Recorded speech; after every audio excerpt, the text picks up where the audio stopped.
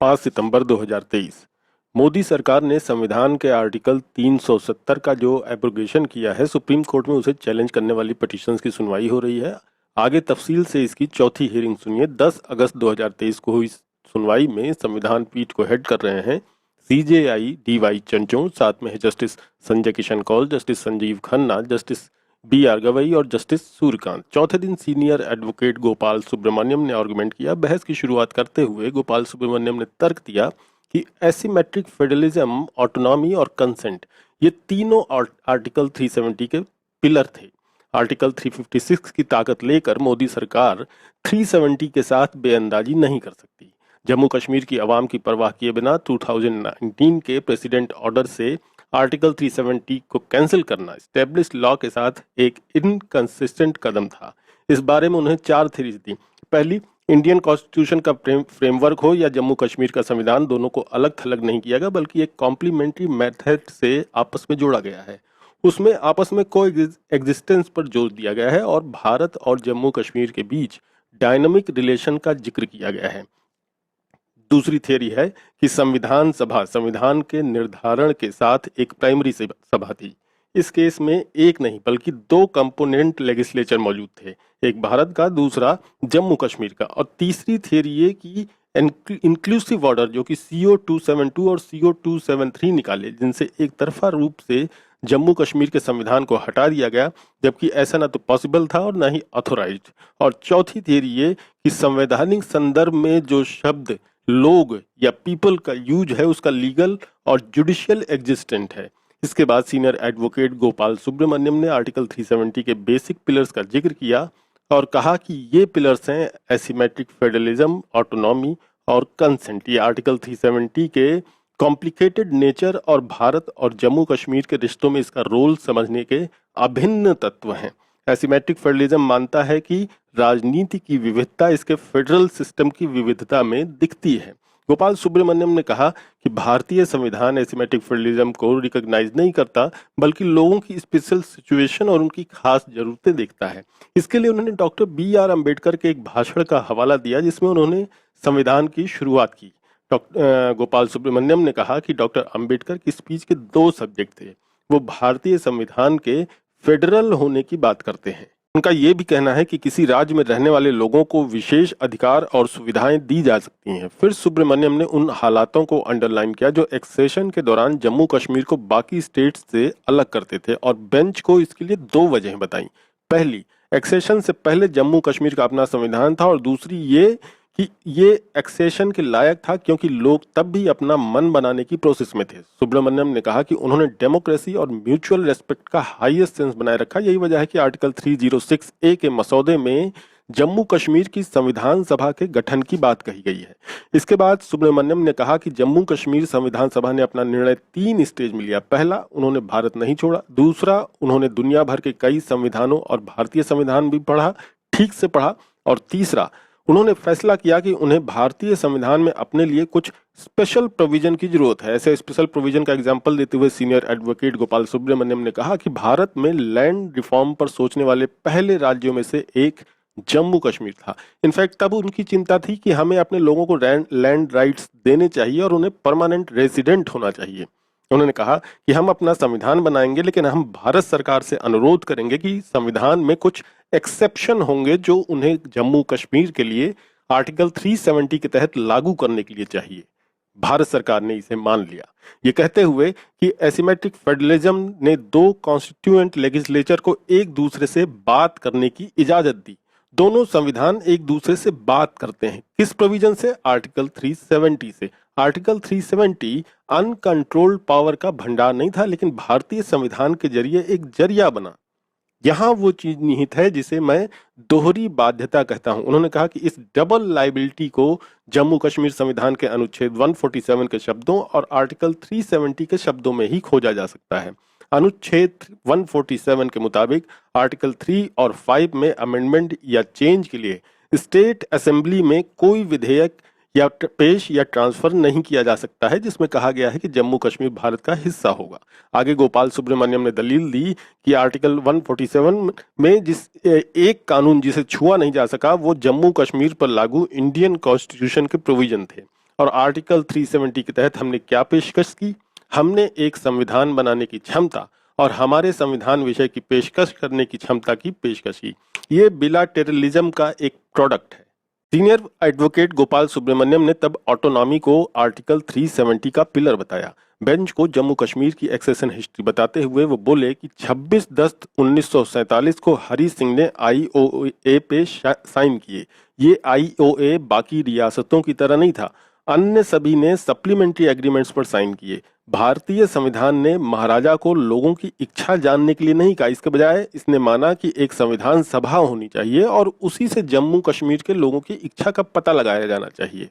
सुब्रमण्यम ने कहा कि भले ही महाराजा नाम मात्र के प्रमुख थे, लेकिन जम्मू कश्मीर के लोग सवेरियन कैपेसिटी के रूप में काम कर रहे थे। सुब्रमण्यम ने भारत और जम्मू कश्मीर के प्रमुखों के बीच हुई लेटरबाजी पत्राचार के जरिए इसे स्टेब्लिश किया कि भारत और जम्मू कश्मीर के बीच एक्स्ट्रा ऑर्डिनरी गुडविल की अभिव्यक्ति मौजूद है। उन्होंने आगे कहा कि मेरा निवेदन है कि इंडियन कॉन्स्टिट्यूशन संविधान सभा के निर्णय के एक भाग के रूप में एक्सेप्शंस और अमेंडमेंट्स के साथ लागू किया गया था। यह किसी प्रेसिडेंट ने थोपा नहीं था। उन्होंने कहा कि उन्होंने क्या किया, उन्होंने कुछ हिस्सों को लागू किया, कुछ हिस्सों को छोड़ दिया। उन्होंने भारतीय संविधान के भाग 6, 7, 8, 9 और 10 को हटा दिया और इस संविधान को लागू किया। अपने संविधान में उन्होंने सबसे पहले भारतीय संविधान को मान्यता दी। उन्होंने कहा कि वो भारत के अभिन्न अंग हैं। उन्होंने कहा कि हमारे पास कानून बनाने की पावर्स हैं, सिवाय इसके कि जहां भारत की संसद के पास कानून बनाने की पावर है और उन्होंने अपनी विधायिका बनाई है। उनका राज्य का दर्जा उनके संविधान ने परिभाषित किया है। तो हमारे पास सरकार की ओर से इस सुझाव को एक्सेप्ट करने की पुष्टि है कि संविधान लागू किया जाना चाहिए। वो कहते हैं कि कृपया एक्सेप्शंस और अमेंडमेंट्स के साथ लागू करें, सरकार एग्री है। फिर वो संविधान को उन पर लागू होने के रूप में डिफाइन करते हैं। धारा 147 के एक्सप्लेनेशन इसी की रोशनी में किया जाना चाहिए कि विधायिका कभी भी इंडियन कॉन्स्टिट्यूशन को नहीं छू सकती जैसा कि उन पर लागू होता है। उन्होंने जोर देकर कहा कि इंडियन कॉन्स्टिट्यूशन के प्रोविजन केवल 370 के ऑर्डर के जरिए जम्मू कश्मीर में लागू नहीं किए गए थे, बल्कि उन्हें जम्मू कश्मीर संविधान सभा की सहमति से जम्मू कश्मीर संविधान में शामिल किया गया था। आगे उन्होंने कहा कि संविधान सभा की पावर की नेचर किसी भी सभा की तरह ही प्राचीन और शुद्ध है। यही वो समानता है जिसकी हमने प्रैक्टिस की है। भारत में राजनेता बनने का यही लेवल है। संविधान सभा जो भी चाहती थी हमने उसे दिया। क्या किसी राज्य की विधायिका इसके अधीन हो सकती है? क्या जम्मू कश्मीर संविधान को निरर्थक बना दिया जाएगा? सीनियर एडवोकेट सुब्रमण्यम ने कहा कि 2019 का प्रेसिडेंट ऑर्डर, जिसमें आर्टिकल 367 के जरिए आर्टिकल 370 में अमेंडमेंट किया गया था, अमान्य है। उन्होंने जोर देकर कहा कि ये एक्सेप्शंस और अमेंडमेंट की थियरी के खिलाफ है, जिसे बिलाटेरल तरीके से आग्रह किया जाएगा कि ये आर्टिकल 370 ब्रैकेट में 1 में निहित कमजोर बिलाटेरलिज्म है, जबकि आर्टिकल 371 डी प्रेसिडेंट को एक्सेप्शंस या अमेंडमेंट से इस संविधान के प्रोविजनों को जम्मू कश्मीर में लागू करने को ऑथराइज करता है। ये मौलिक रूप से नए संवैधानिक प्रोविजन बनाने को ऑथराइज नहीं करता, जो कि हैं। उन्होंने कहा कि अमेंडमेंट के बाद आर्टिकल 367(4) का यही उद्देश्य था कि उन्होंने कहा कि एक एक्सप्लेनेशन प्रोविजन से कोई अमेंडमेंट हासिल नहीं किया जा सकता। संपूर्ण संविधान के एप्लीकेशन के लिए अब एक नया एक्सेप्शन या अमेंडमेंट तैयार किया गया है। वो एक्सेप्शन या अमेंडमेंट एक्सप्लेनेशन के प्रोविजन में लगने वाले चेंज से अधिक कुछ नहीं है। ये संविधान में अभिव्यक्तियों के रेफरेंस को खोजने और नॉमिनेट करने में हेल्प करने से अधिक कुछ नहीं है। अगर आप नए खंड डी को देखें, संविधान की जो कहती है संविधान को राज्य की विधानसभा को पढ़ना चाहिए। क्या ये एक्सप्लेनेशन है? क्या इस एक्सप्लेनेशन के किसी खंड में एक्सेप्शन की अनुमति है? दूसरे शब्दों में, अगर संविधान सभा और विधानसभा अपनी नेचर से अलग अलग निकाय हैं तो ये एक्सप्लेनेशन नहीं हो सकती कि संविधान सभा विधानसभा को पढ़ेगी। ये आर्टिकल 373 में सीधा अमेंडमेंट है कि ये किसी प्रोविजन के एक्सप्लेनेशन से नहीं पाया जा सकता। इस पर सीजेआई चंचूड़ ने पूछा कि क्या अडॉप्टेशन ऑर्डर से भी ऐसा किया जा सकता है? तब गोपाल सुब्रमण्यम ने जवाब दिया कि एक अडॉप्टेशन ऑर्डर तब पारित किया जा सकता है जब संविधान से पहले का कोई कानून जो संविधान के शुरू होने की तारीख तक जारी है और जिस कानून को संविधान के अनुरूप लाने की जरूरत होती है। सीजीआई ने पूछा कि क्या आप सजेस्ट कर रहे हैं कि जब आर्टिकल 356 के तहत एक अनाउंसमेंट लागू होती है तो आर्टिकल 371 डी के दूसरे प्रोविजन के तहत पावर के यूज पर एक बंधन होता है? सुब्रमण्यम ने कहा कि हाँ, इसे आर्टिकल 370 को ड्राफ्ट करने में मजबूती से व्यक्त किया गया था। उन्होंने कहा कि अगर पूरा आर्टिकल 370 फेडरलिज्म के संवैधानिक सिद्धांत की अभिव्यक्ति थी तो यह जरूरी था कि फेडरल थ्योरी के दोनों हिस्सों को लागू किया जाए। सीजेआई ने इस बात पर भी रोशनी डाली कि 26 जनवरी 1957 के बाद भारतीय संविधान में जम्मू कश्मीर के संविधान की बात बिल्कुल भी नहीं की गई। सीजेआई ने कहा कि 1957 के बाद न तो जम्मू कश्मीर की विधानसभा और न ही संसद ने किसी ने भी जम्मू कश्मीर संविधान को भारतीय संविधान के दायरे में लाने के लिए अमेंडमेंट के बारे में नहीं सोचा। उन्होंने आगे पूछा कि जम्मू कश्मीर का संविधान संघ की एग्जीक्यूटिव पावर और संसद की लेजिस्लेटिव पावर पर लिमिटेशन कैसे लगा सकता है। इस पर सुब्रमण्यम ने कहा कि यही वो विषमता है जिसके बारे में वो पहले बात कर रहे थे। उन्होंने आगे कहा कि 1954 के ऑर्डर में स्टेट लिस्ट का सब्जेक्ट उसके एप्लीकेशन में हटा दिया गया था, इसलिए हमने जो किया है वो 1954 के ऑर्डर की मदद से हमने संविधान पर बंधन लगा दिया है। 7वीं अनुसूची में स्टेट लिस्ट को पूरी तरह से हटा दिया गया था। सीजेआई ने पूछा कि यूनियन को उक्त प्रोविजन की शर्तों में अमेंडमेंट करने से कौन रोक रहा है। मान लीजिए 356 लागू है, राज्य की सभी एग्जीक्यूटिव पावर यूनियन ग्रहण करती है, राज्य में अध्यादेश कौन जारी करता है, क्या प्रेसिडेंट अध्यादेश जारी नहीं कर सकता। सुब्रमण्यम ने कहा कि नहीं, आर्टिकल 370 आर्टिकल 356 की पावर्स पर लिमिटेशन का विचार करता है। उन्होंने कहा कि ये साफ लिमिटेशंस हैं कि 356 का सहारा लेकर इनको खत्म नहीं किया जा सकता। 370 एक ड्यूटी के साथ एक पावर है। 370 का उद्देश्य एक और विधानसभा को सक्षम बनाना था, दोनों फैसले लें और दोनों मिलकर काम करें। राज्य की बिना विधायिका के बिना 370 की एक तरफा एक्सप्लेनेशन करना संवैधानिक सिद्धांतों के अनुरूप नहीं होगा। फेडरलिज्म और संविधान की सर्वोच्चता जॉइंट थियरीज हैं, इन दोनों को जरूरी रूप से 370 में शामिल किया गया है।